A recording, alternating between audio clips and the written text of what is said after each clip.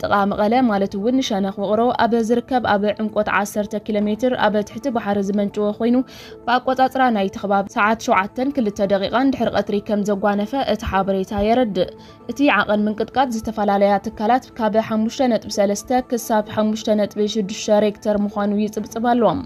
ወኪል ቢቢሲ ኣብ መቀለ ግርማይ ገብሩ ክሳብ ሕዚ ኣረጋጊጽዎ ከም ዘሎም ኣብ ዝተፈላለየ ከባብታት ትግራይ 200 ኣጋጢሙ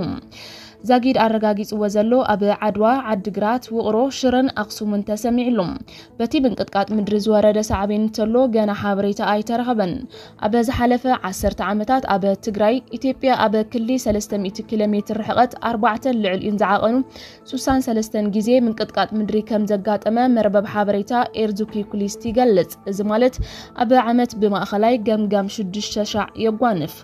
ዛጊድ እቲ ዝሓየለ ኣብ ትግራይ ተመዝጊቡ ዘሎ ኣብ 2023 ዝተሰምዐ 5.6 ዝዓቐን እዩ ከምዚ ዝኣመሰለ ዕቤት ዘለዎ ድሕሪ ምንቅጥቃጥ ምድሪ ከጋጥም ተኽእሎ ስለዘሎ ነበርቲ እቲ ከባቢ እዞም ዝስዕቡ ጥንቃቐታት ክገብሩ ይምከሩ ቀዳማይ ድሕሪ ምንቅጥቃጥ ምድሪ ተዳለው ድሕሪ ምንቅጥቃጥ ምድሪ ክህሉ ስለዝኽእል ምድላውን ዘይምስንባድን ኣገዳሲ እዩ ካልኣይ ኩነታት ህንጻታት ምፍታሽ መንደቕን መሰረታትን ህንጻታት ንቕዓት እንተሃልዩ ብጥንቃቐ ምምርማር ካብ ኣዝዮም ዝተጎድኡ ዝመስሉ ህንጻታት ድማ ረሓቑ ሳልሳይ መስመራት ኤሌክትሪክን ማይን ምፍታሽ ዝወደቑ ገመዳት ኤሌክትሪክን ሻምባቆታት ማይን ካብ ምትንካፍ ተቆጠቡ